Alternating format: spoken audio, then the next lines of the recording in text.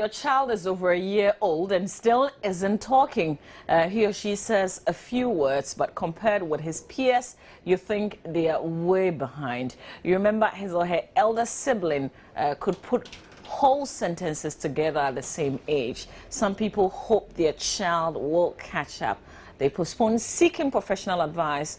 Others will say some children walk early and others early talkers and so on and so forth. But when should you really be running for help? My guest is Nana Ekua Owusu, Director at Speech and Hearing Center. Good morning to you, Nana Ekua. Good morning. So first of all, let's get some clarification. What's the difference between speech and language? Okay, speech are the sounds that come out of your mouth when you talk. So speech will be the sounds that we put together, and speech is produced in the mouth cavity area, all the way from the pharynx through your mouth and out. So the organs that you need for speech are different from the organs that you need for language. Okay. Well, your brain directs all the activity, but you need to make sure that for speech you've got your tongue in place and healthy, doing well, your palate, your hard palate, which is like the roof of your mouth. You've got your soft palate, you have your jaws working, you have your lips working, you have your teeth working. And so, if your teeth are arranged in an odd manner, you can also have difficulties with certain sounds. So all these things you need for speech. And then the brain does all the language bits, which is processing information. Okay. Yeah. So when can I confidently say that my child has a speech disorder? Well, I think generally we expect that children start talking. The earliest would be from about 18 months. The earliest would be at 18 months. Okay. If a child is talking from about 12 months, that's fine. But we don't want people to start getting alarmed if their child is not talking at 12 months. Okay, so about 18 months, we start expecting them to be saying mama, at least to be saying the mama and the dada and the familiar words around the house. So they should be trying to say the names of familiar people in the house, things that they use on a regular basis. There is water, if they have their Cerelac or their food, a particular food they have all the time. So certain familiar or high frequency words. Okay. Yeah, they should be saying that. By 2, we expect most children to have started talking. And I think this is a universal thing, that by 2 we expect that a child is starting to talk in the language that they have been spoken to. Okay. Or the language that so they know. what are they supposed to be able to make full sentences, or what should they be saying? Not necessarily. I think the way it works out is at 2 years we're expecting them to be saying short phrases. Okay, they tend to start off in English. They tend to start off with 2 noun phrases. Okay. So they might say mommy bag, mommy milk, stuff like that. Yeah. So there are 2 nouns put together. Then as they progress, they add the action words as well. Okay.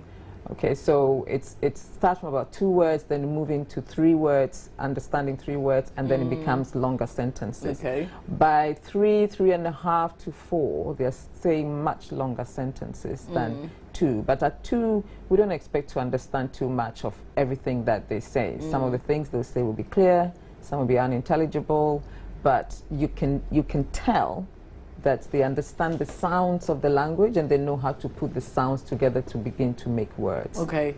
Yeah. At what age should we expect them to be able to say I want to poo-poo and wee-wee?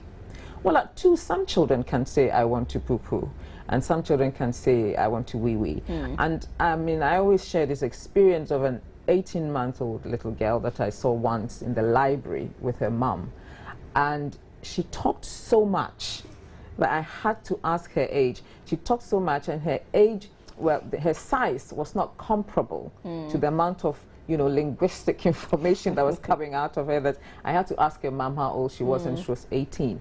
So I'm just trying to say that you can have 18-year-old children. That's a year and a half. That's a year and a half, 18 months, sorry, who can say, I want to wee wee, I want to poo poo. And that's because they probably have a rich environment of language around them. So they have people who are talking to them, interacting with them, asking them questions, but also allowing them space to express themselves all the time. Okay, and using a language that the parent is familiar with, or the parent is proficient in, then it helps the child's language to improve. What is easier? Is it our own local languages or English? Well, I think when you say easier, then it depends on the parent. What language comes spontaneously? Okay. Okay, so if you needed to scold your child, or you needed to tell them off, then what language will come spontaneously? So those are the things that you need to consider. And then how much vocabulary do you have in whichever language that you want to use? You know, if you want to speak Twi, for example, if you're a Twi speaking person and you want to use Twi, you can just use the Twi anyhow you want it. Okay, but if you're using someone else's language, it is harder to keep changing, and because sometimes you yourself, you're limited. Exactly. You are limited because it's not your language, it's your second language. So you'd find that you get a bit limited. And I share this example with people. You know, I'm always advising people that they should be careful how they use the English with their children at home and think that is the way it's going to improve the child's English. Many of us learned English at school. So we need to address the problem, you know, the right way. If we think that school is not supporting the children's English because English is the official language and, you know, an international language, blah, blah, then we need to find ways of supporting the teachers so that they're teaching English well. And then we use our languages at home. Yeah, but sometimes even the parents don't speak the local languages. If the parent doesn't speak the local language, then that is tough. I mean, that is just unfortunate for the child, I think, because I think it's a loss if you are unable to speak more than one language and you can only speak English. Okay, in fact, even when you travel and you go abroad, people really do appreciate the fact that you can speak your language and speak theirs as well. Okay. Okay, and there's so many things that we take for granted. I remember that, you know, this is a kind of fine thing, but I remember that once when I was outside and I was talking to somebody and asked them whether they had closed from work. Okay, and she said they had finished. I mean, she'd finished work. Okay. Okay, so it is the shop that closes. Do you get me? But it is not the person that closes. The person, she's finished work for the day. Yeah. But, you know, those kind of subtle, you know, vocabulary and the way we use it is very different. Yeah. And then we tend to say things like, if your child is going to wear their shoe, we tend to say things like, put your leg in the shoe. Yeah. Okay, they don't say that. People would say, put your foot in the shoe. It is not your leg that you put in the shoe. But these are kind of fine differences, and we would ask little boys to go and wear their dresses.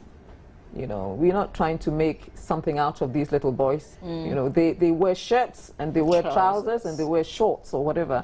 But because in our language, if you said atadia, it makes no difference whether it's a boy or a girl because it's unisex. So, but could those things affect them later in life? I mean, well, that's like the vocabulary they'll be using. Okay. Okay, so that's what you know. That's what you'll be using. So that's what they'll be using. If they don't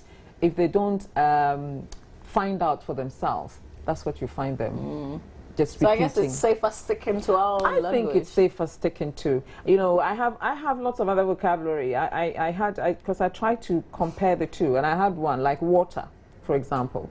Okay, if you're speaking English, you have we have the river, we have the pond, we have the lake, we have the sea, we have the ocean, we have all kinds of words to express. You have the stream, you know, to express different kinds of water.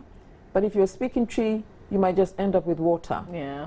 Okay, so you go somewhere and insu, and what is it? Insu kese or insu, you know what I mean? We don't tend to use the language, the vocabulary in our local languages, so we don't express it in the English, or we are not kind of linking it up in the English. So that restricts your vocabulary too in the English language. But if you know your language well, and then you add the second language, according to the research, that's the best way. Okay. When you have a good understanding of your own language, of one language, well, and you have the understanding of how the sounds come together in the linguistics, second language learning it's not so difficult. Okay, but can a child start saying a few words, you know, maybe when he or she is like a year and a half or two, and then lose it later on? Yes, if a child has words or has some skills in language and then they lose it, then there's a problem. So if you have a child, say about 2 years, they're saying a few words, by 3 or 3.5 or a little while later they lose the words, then you need to go have it checked out. Okay. Because it's possible that something else is setting. The child is developing a communication problem. But naturally we would have children who will not start very early. Oh yes, I mean there will be some children who will not start early. Some children are late talkers, and some families would say, you know, your father didn't talk till he was, you know, 6 years old or whatever. But you need to also observe the circumstances and what is happening at the time. Okay, so maybe somebody in the family didn't talk early, but what position were they in the family? That's important. Are there other siblings around that child who is always springing in and talking for that child? So they're not allowing that child the opportunity to talk. Okay. Are there other things that that child is demonstrating themselves that suggests that they may have a communication problem and it's not just late talking? What are their non-verbals like? You know, how is that child expressing themselves in a non-verbal way? How is the child using symbolic language, playing in a symbolic way? You know, which represents their understanding of language. So there are other things that you need to check, even if you think your child is a late talker, and it's likely to come. Because one of the problems we have sometimes as speech and language therapists is people would come in late, and they would say, the father talked late, an uncle talked late, or their brother talked late. Yes, so I thought it was going to be okay. And by then, certain things would have just gone past. So I think if your child is talking late, if say the child is 3 and they're just doing single words, for example, so they want water, they can't say I want water, or I'm hungry, I want something to eat, or have some conversation, a few turns of conversation with you, I think you need to go have it checked out. It doesn't cost you anything, and if there's nothing wrong, you are the better off for it. So okay. It's always so best what to would check you it be out. checking, for instance? Well, for a younger child, a toddler, so before the child is the age where we'd expect them to start talking, which I say, you know, we give it up to about 2 years, we are looking at the child's ability to point. Okay. Okay. We are looking at the child's ability to read facial expressions well.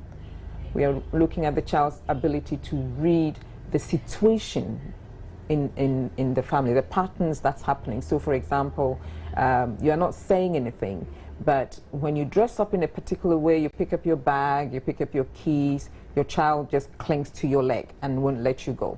Okay, you haven't said anything, but they have understood the situation and they've read meaning into it. They have an understanding of it. So you don't need words for that. We are looking at the child's ability to also share an activity with another person. So you are joint referencing. So this is a child who can point to something and get you to also look at the same thing together.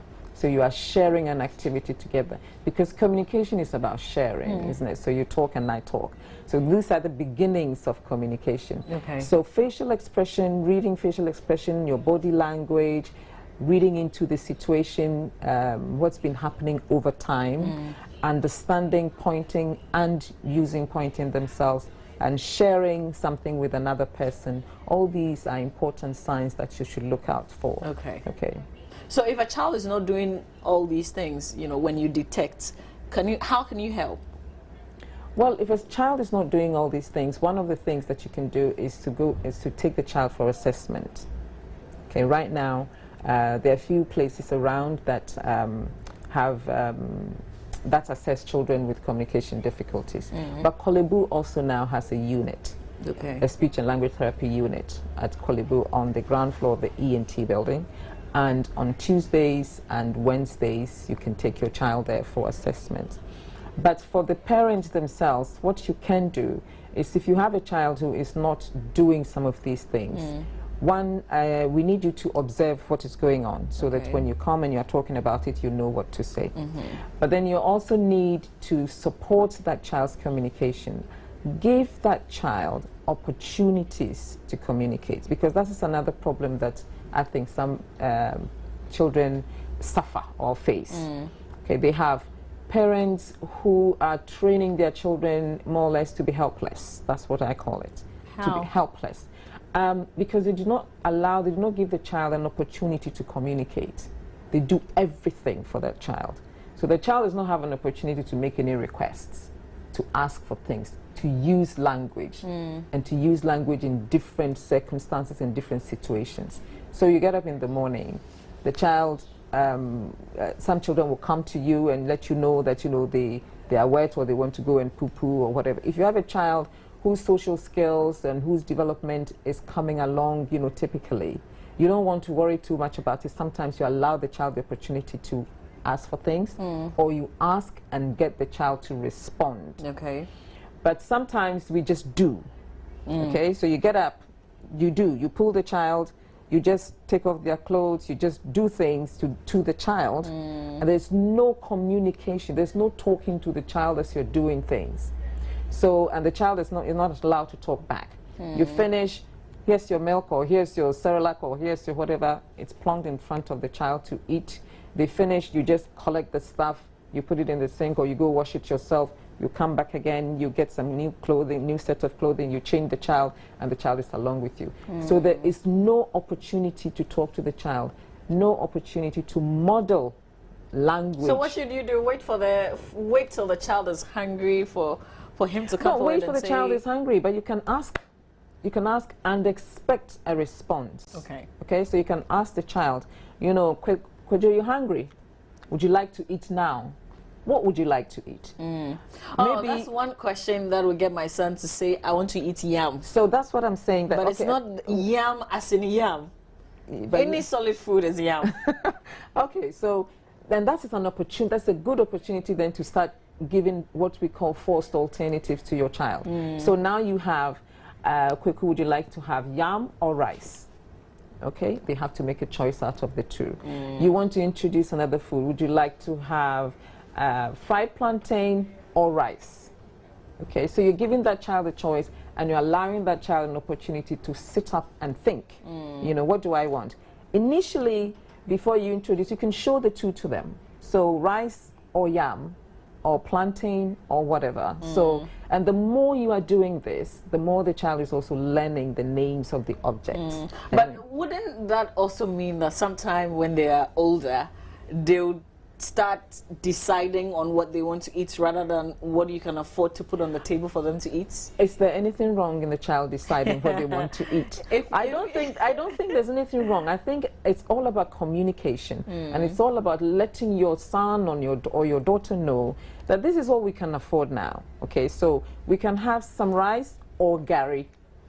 Okay, you may want yam, but mom can only afford gari or rice now. So what do you prefer? So I don't think that should be a problem. Okay. I think you are allowing the child the opportunity to be independent and to be able to make choices. And that is a good skill to develop from very early. It's very important that you allow your child to develop that kind of skill. I mean, even just clothing-wise, if you have a 2-year-old, they can make choices. Yeah. You can put 2 T-shirts out and ask, Kweku, would you like to wear the red T-shirt or the blue T-shirt? Again, that is introducing language and vocabulary. They may not know the colors. But as consistently, every time you take those 2 out, you refer to one as the blue T-shirt and the red T-shirt, they record those words in their memory. And, and it's easier to recall it for that child when you say, go get your blue T-shirt. Then they make association. Okay, so by the time they learn that word officially in school, they know it, if you know what I mean. So there are things that you can do, and I think it's important that we are using language as often as we can with the children from very little, talking to them, and also allowing them time to respond. Okay. And that also helps to know whether the child is responding appropriately or not. So if they're not doing the right thing, you can model the language that you expect from them. Okay. Is it safer now that a lot of us are very busy that we put them in, you know, and not necessarily a school, but a place where they can take care of them as infants, so that this language, you know, language could be developed properly. Because if you leave them in the house with a caretaker, for instance, then a lot of things will be routine. You know, the no talking, I know that you have to eat at this time and that kind of thing. What would you suggest? Well, I mean, it's a very difficult situation, isn't it? I mean, many parents are very busy, and that is the reality. However, I think that in our busyness, we can still make time. So if you're taking the child to school, you are also assuming that the school teachers are going to do what you expect them to do. But I think many times, some of us, we decide on the school, but we don't really go visit the school, walk around, you know, visit it a second time, see what is actually happening on a day-to-day basis and in detail in the classroom. If you have one teacher in a class or with your 6 months, 8 months, 9 months, or 10-month-old, that's not safe. Babies, yeah. And sometimes I have been to some place where I found just one person, you know, with the under 3s, okay, and maybe there are about 10 or 12 children in that room. Wow, so if that would be tough, because even you, one mother with a baby like that, is very difficult. Yeah, but you think you have taken the child out and you put them in a very structured situation. But you know, when we have these little girls, they're not children, sorry, they're not interested in your structures. They're interested in interaction and interacting with somebody and getting that kind of attention that they need. So yes, you can take them to the school, but you need to be sure what is happening in the school, in the nursery environment or the creche environment. You need to know what is actually happening. And I think that many of us, you know, mothers, we can make time. We can try and find the time. Even if you decide you work in Monday to Friday or Monday to Saturday, and then you decide that, you know, on certain days, at least you're going to make an hour available at the beginning or at the end of the day. So on Mondays or Tuesdays, you try get home an hour early or 30 minutes early, at least once, a couple of days in the week. And then make sure that when you have that time, you spend with that child. That can make a lot of difference. And that is how a lot of people also need to, that is one of the ways a lot of people can use to support their child's learning English as a second language. Okay, so your child may be speaking your home language, but you make sure that you get the books, you get storybooks. They start off with the small little books, storybooks, and then it graduates into, you know, more elaborate storybooks for the child. So you get storybooks, there's a dictionary in the house, thesaurus in the house. You show the child how to use them. They read the book. You tell them, if you come across a word you find difficult, go check the meaning from this dictionary, and this is how you do it. And then you support that child in that way. Get them programs in English that will support their English.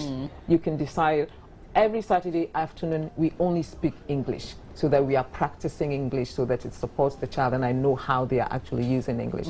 That is a better way than trying to completely take over that person's language when their language is evolving all the time, and we are here, you know, still saying things like, I want to urinate, and you know, and in a spoken form. You don't hear anybody say that over there, that they want to urinate. You use more in like medical terms. So so things are changing, and we need to advise us. Are there, you know, sometimes you could do everything to help the child, but language would still not come? Yes, there will be some situations where language may still not come. But we can still find ways of helping that child to communicate. So if you're doing a lot of these things, that child will be able to find ways to communicate. And communication does not need the words. Communication has all the other bits that does not include words. So it's got the body language, the postures, they're using pictures, and using sign as well. So the child can also learn. If you find your child does not have problems with their fingers or their hands, it's okay to allow that child to learn how to sign. sign language. I mean, what would it do? Would it bring, you know, the language back? Well, again, according to studies, for children who are likely to talk anyway, or for children, some of slow talkers, using sign alongside speech can bring speech up much more quickly. Because when you sign, you are forced to slow down.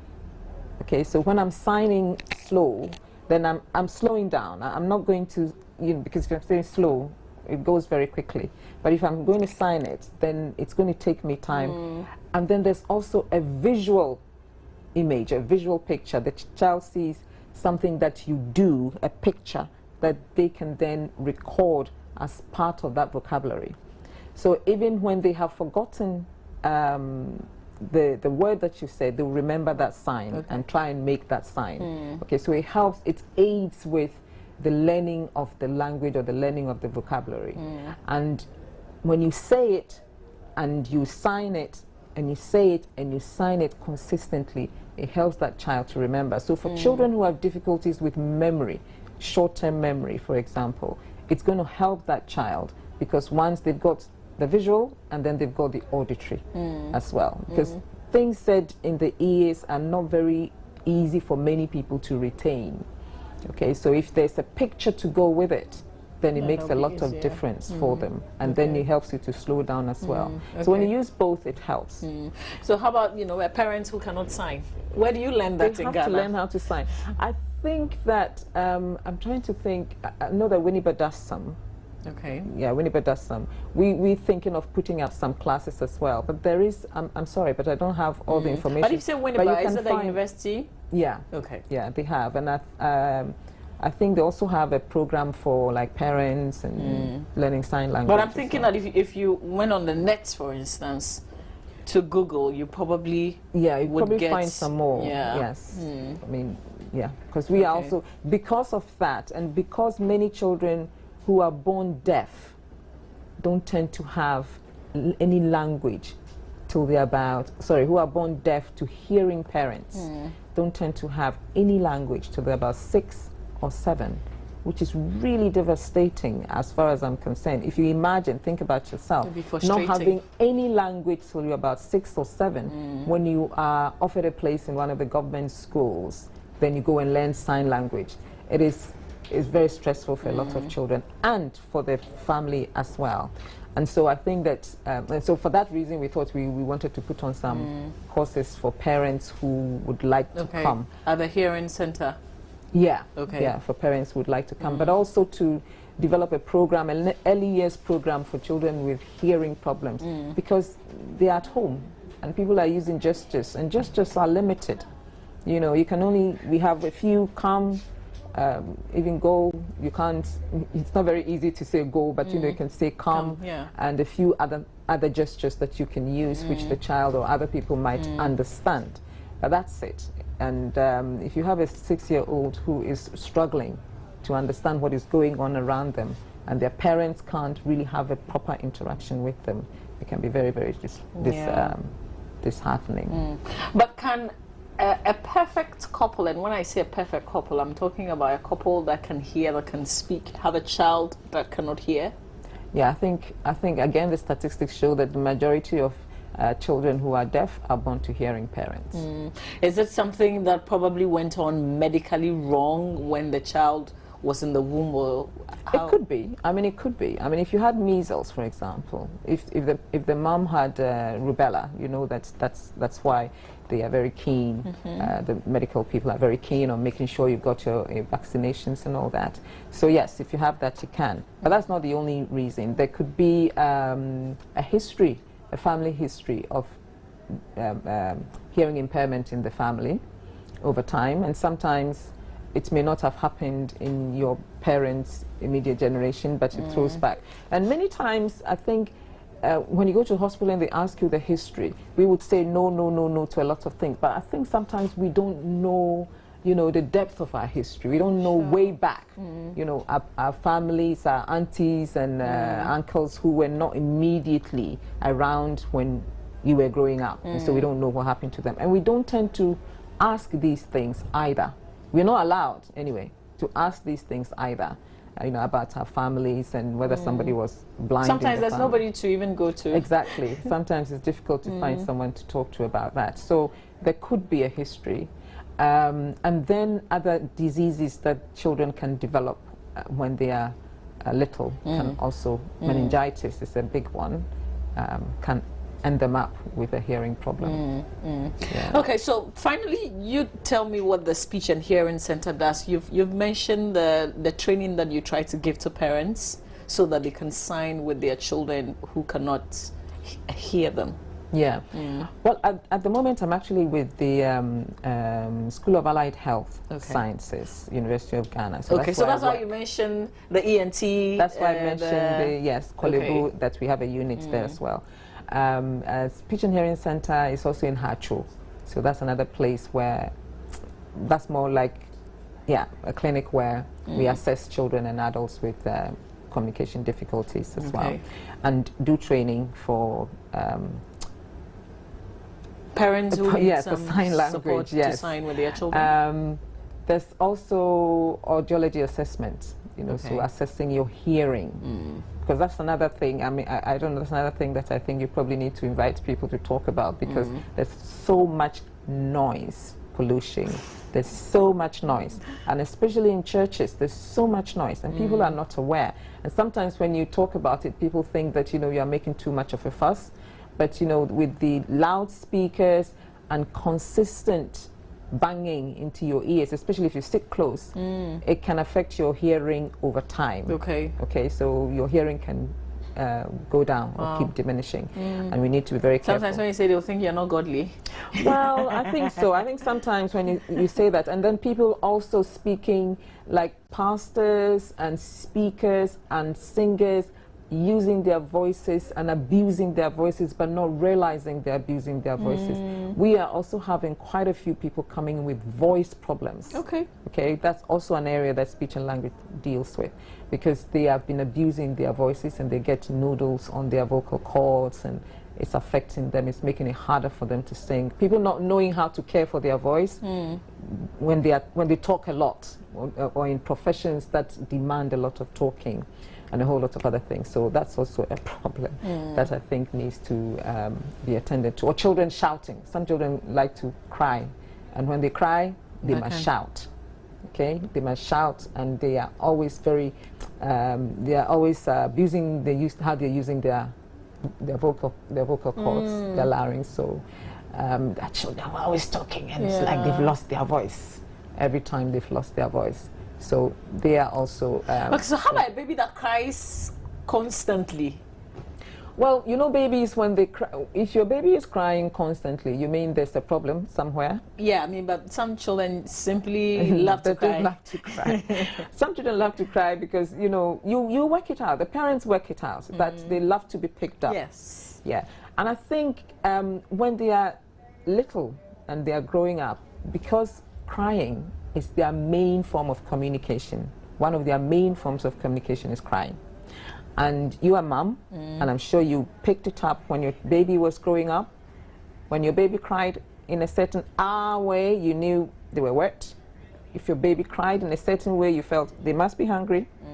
If your baby cried in a certain way, so there are different kind of cries. Okay. But as you say, there are some children who love to cry. But I think that the more the baby is crying, the more you are also trying to find out what it is, and trying to give attention to work out if there is a problem. And if you don't think there is a real problem, then I don't think you need to worry too much. Yeah. I'm confident that there's help, a lot of help. Yeah. If you try looking for it, then you can find it. Because I think that sometimes we take some of these things for granted, and before you know, the situation is blown out. Yeah. Yeah. Yeah. And that is what is happening. And that's why I'm really thankful that there's this opportunity, and I'm hoping there'll be lots of other opportunities here and elsewhere, so that we can continue to proclaim, the information. Because one other thing that we found out, or in a training that we did recently with healthcare workers, is that, when you go for weighing. That's what we call it. Yes. Weighing is supposed to be child welfare clinic, okay? And so it is the welfare of the child. And that's where some of these kind of information can be exchanged. You can give information to the nurse and let the nurse know this is what is happening to my baby. And the nurse should also be able to give you some information. It's about the welfare, it's about the hearing of the child's communication, the child's movement, motor skills development. But I find many people are okay with the motor skills development. So if their child's neck is not up straight, they know there's a problem by 3 months. If the child is not sitting up by a certain time, they know there's a problem. The child is not crawling or standing or walking, they know there's a problem. But they don't know when the child should be smiling, when the child should be pointing, when the child should be reading facial expressions, when the child should be smiling together with you and you know, joining in activities. When it comes to the communication milestones, I find that many parents are ignorant. Because I think even when you go for the weighing, that's one subject that never comes up. That's what I'm saying. So, you know, that's another way we are trying to encourage the nurses to go back to the child welfare clinic and not reduce it to weighing clinic. So you just go weigh your child and you're out. Okay, but I mean, nurses have also complained that parents come in very busy. I was just going to say they that. Don't have it's time. Like, quickly do it and let me go. They don't want to stay because they also have health talks. And these health talks will enable people to know some of the things that we are talking about, and they will share information about communication and a whole lot of things. So all these things need to be looked at. And so young parents out there, or any parents coming up, mothers to be, these are some of the things that we want you to take note of. Okay, all right, Anika, thank you so much for your time. Thank you too. You know, it's really been positive.